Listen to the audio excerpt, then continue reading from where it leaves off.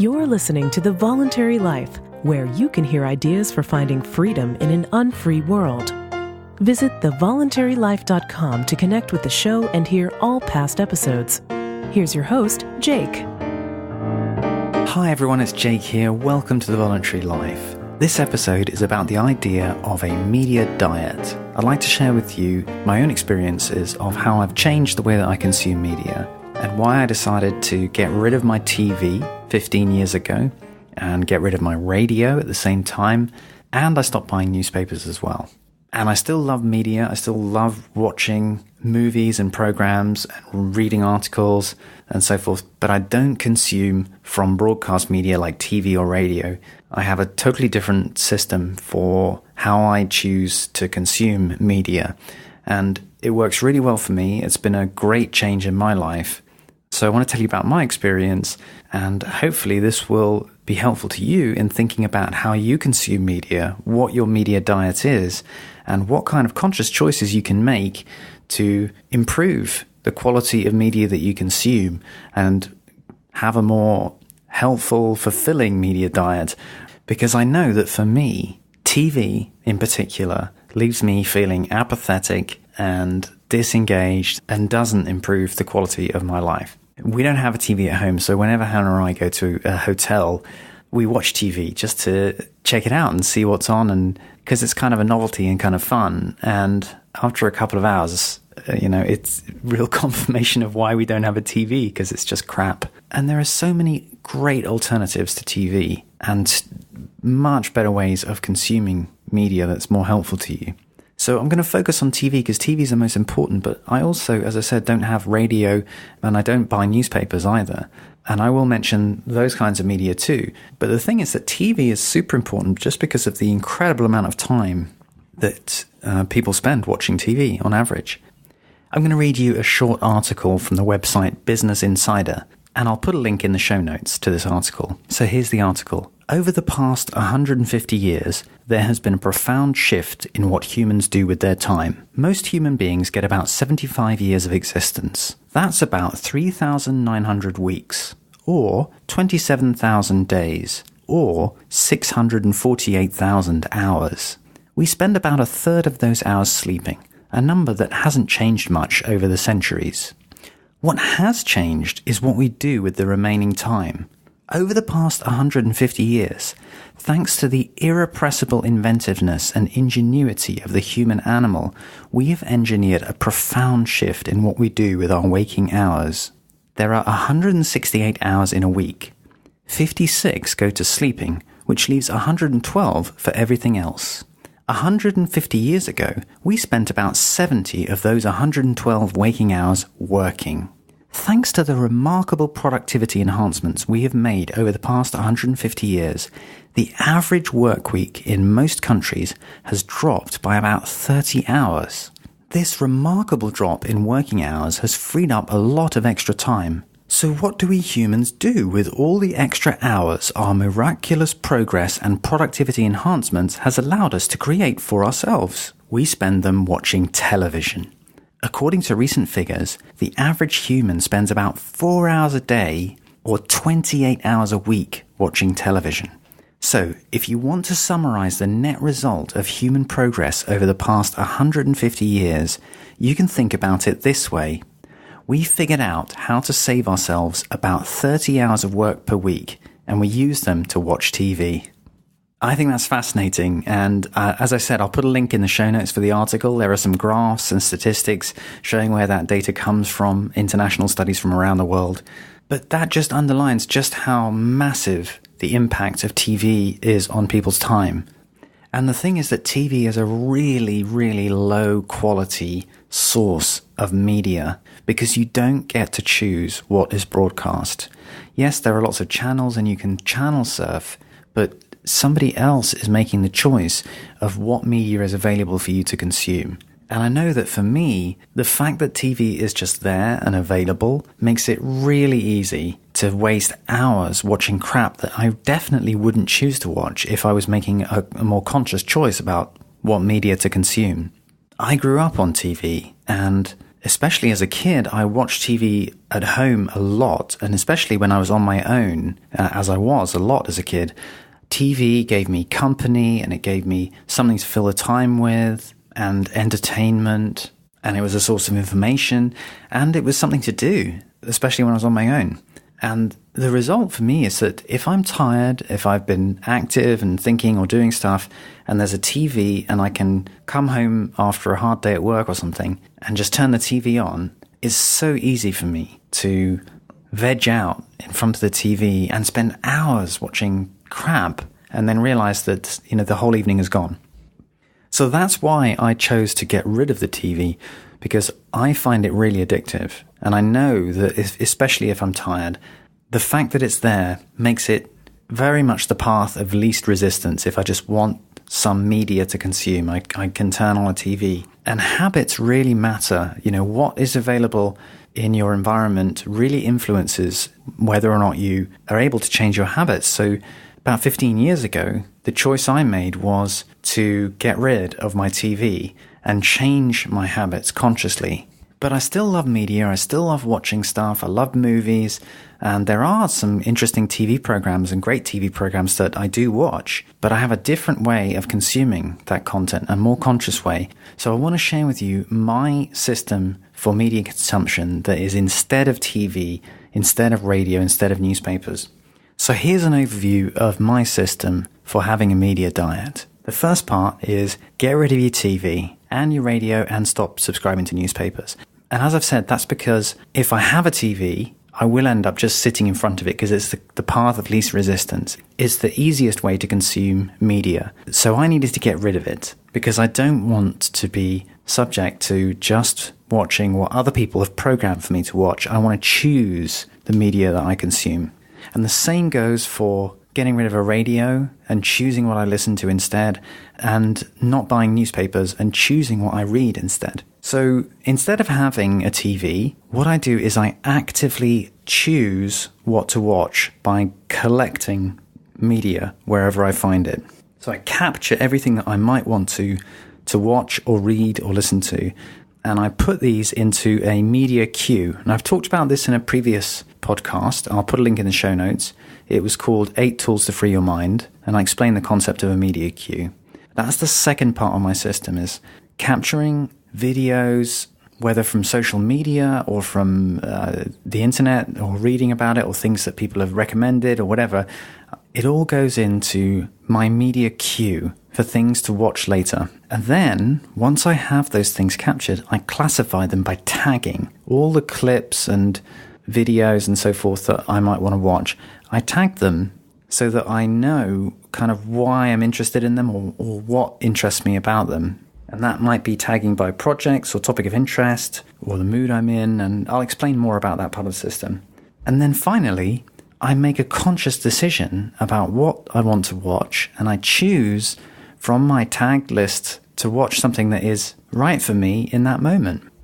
So that's just a broad overview, and I'll explain it in particular reference to TV and radio and newspapers, and explain what I do instead of having any of those things. So talking about TV first, I mean, you really don't need a TV anymore anyway, because anything that is any good, you can get online. You can purchase or you can find online in other ways, and you can consume any good TV show that you like, either through YouTube and clips that are shared on social media like Facebook and so forth, or by buying the show on Amazon or on the iTunes store. I mean, there are so many ways to get media without getting it direct off TV. And if you do that, then you make a conscious choice about what it is that you want to watch.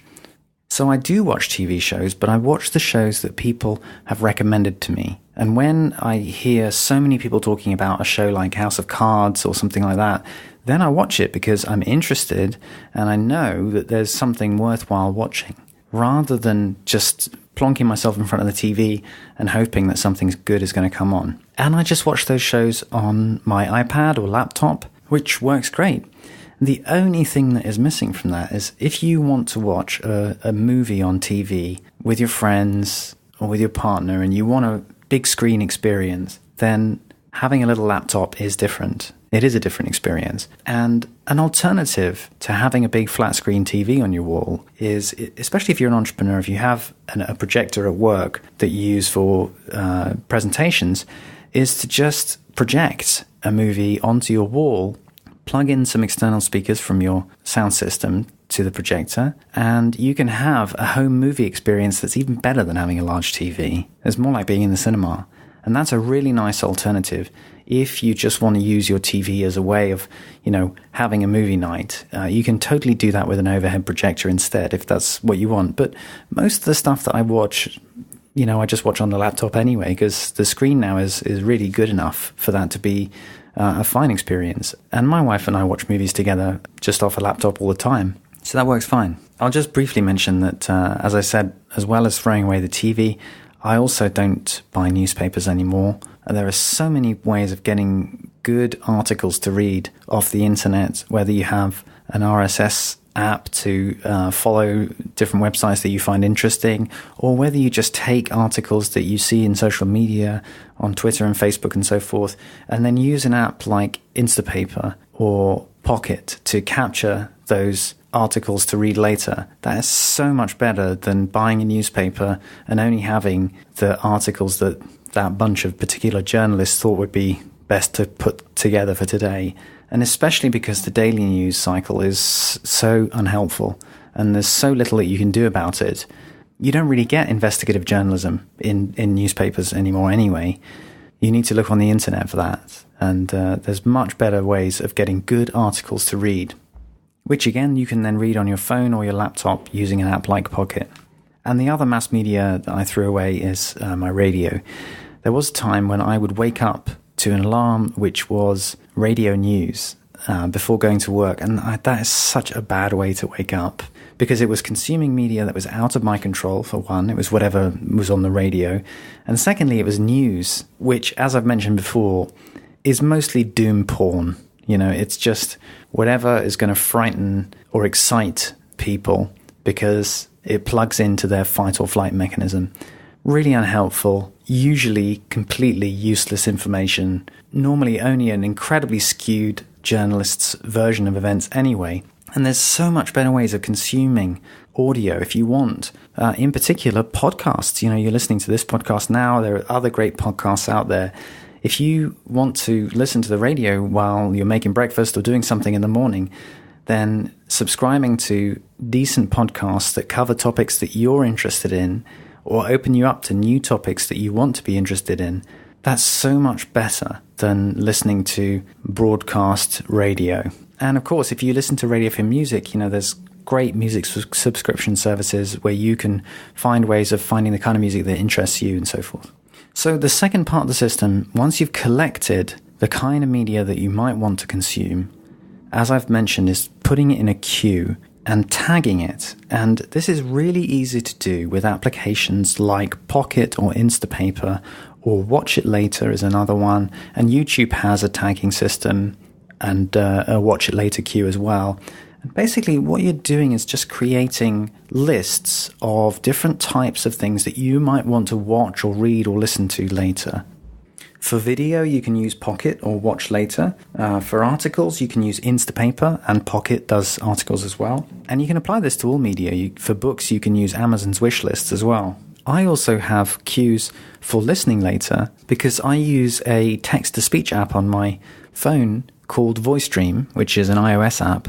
And that enables me to listen to text later. So, as well as podcasts, one of the things that I do is queue up books or other things that I want to read, and I actually listen to them on my phone. But the really great way of doing this is if you tag the things that you might want to watch later or read later or listen to later with your own tags, so that you can be conscious about why you're interested in potentially watching this TV program or reading this article and so forth. And this is a really, really helpful thing to do, because what it does is it enables you to make much more conscious choices about what you consume in terms of media. So I tag videos and articles and audio in a whole number of different ways. I tag them so that I can have a list related to a specific project that I'm interested in. For example, I have a tag at the moment called Learn Keyboard Maestro, which is for learning Keyboard Maestro, an application that I want to learn how to use. And I've collected a whole series of YouTube videos and other videos from around the web and a couple of articles.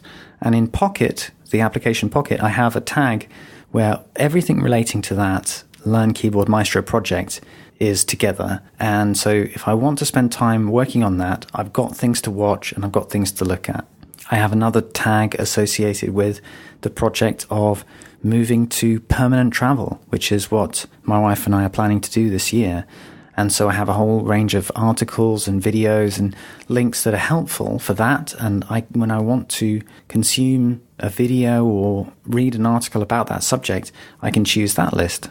But I also have general tags for topics that interest me, like entrepreneurship or investment or health or relationships. And so if I feel like watching some investment videos, then I've always got a list there of things that I can consume. And sometimes I just create lists of things that might be interesting. Like I have a list called Curiosities of Culture Today, where I collect, videos about strange stuff that I find kind of interesting. And I might want to watch like a documentary about something or whatever. And you can collect together videos and things to watch in any way that you like, even just for different moods that you're in. Like I have a comedy list. If I want to watch some comedy, then I've got clips and videos and links that people have shared with me that I'm ready to watch. And the key thing is, by doing that, you get away from the distraction of watching a video just because it's there in front of you. If you're browsing Facebook or something and you just watch it because someone shared it, you can choose to watch it later. But also, rather than just sitting down in front of a TV, you choose what you're going to watch, and you can think about all of these tags that you have for videos and articles that you've saved as channels, your own dedicated channels of things that relate to your interests and your life, so that the media that you do choose to consume is far more related to you. And just that process of saving links to videos and articles in a queue and tagging them also, for me, removes a huge amount of stuff that I don't really need to see. So when I come to look at those lists later on, there's a lot of stuff that I just delete because I realized that in the moment I thought it might be interesting, but actually when I look at the list as a whole, there are always far more interesting things to watch, and some things just stay on the list for a while and then I just delete because I realize that I don't really want to watch that. And that is a way of editing your media consumption so that you've always got the best available stuff to watch and not just whatever's in front of you, which is the way that TV works. So by doing this, I think this makes you a far more discerning media consumer. You get to consciously choose what you watch and read and listen to. And it really matters what you choose to consume because life is short. And ultimately, the media you consume is the intellectual food that builds your mind and your personality. So if you consume crap, then you don't have good stuff to work with in having good ideas and in creating wonderful projects for yourself in your life. So the more high quality, relevant, useful, fun, entertaining, interesting stuff that you can consume, the more fulfilling your life can be. And the less subject you are to the stupid indoctrination that comes with mass media that is controlled by a very few people and massively influenced by the state and the government. This is one of the amazing opportunities that we have with the internet to have a much more diverse and rich and relevant media available to us so that you can make conscious choices about what matters to you. And in doing so, you can also limit your media consumption much more effectively, because the more discerning you are about what to watch, the less crap you'll end up watching anyway, and the less time you'll spend on media in general, because you'll be getting more value out of the stuff that you're watching. Just think of all that time that you've spent channel surfing on TV in the past, and how much more effective it is if you curate your own media queue to consume and that have that high quality relevant stuff that's specific to you available to you, so that when you want to watch something, you can watch exactly the right thing for you. When you want to read something, you can read the best thing that you could read now. And when you want to listen to something, you can listen to the best thing for you right now too. It's working really well for me and it has been for 15 years. I've got no plans to get a TV or a radio or to go back to newspapers. I love the availability of diverse media through the internet, and I think broadcast media, traditional broadcast media, is sinking and is obsolete, and that's a good thing because there are great alternatives. So I thoroughly recommend getting rid of your TV and your radio and your newspaper subscriptions and curating your own lists of great things to watch and listen to and read. But let me know what you think. I'd love to hear your experiences with this and any suggestions that you have about improving your media diet. Don't forget to check out my book, Becoming an Entrepreneur, which you can find on the website thevoluntarylife.com. And if you enjoy this show, please consider donating or giving me a review on iTunes. That is very helpful too. Thank you so much for listening. Thank you for listening to The Voluntary Life. If you have feedback about the show, please email jake@thevoluntarylife.com. If you enjoyed this program, please share the podcast with your friends or click the donate button on thevoluntarylife.com.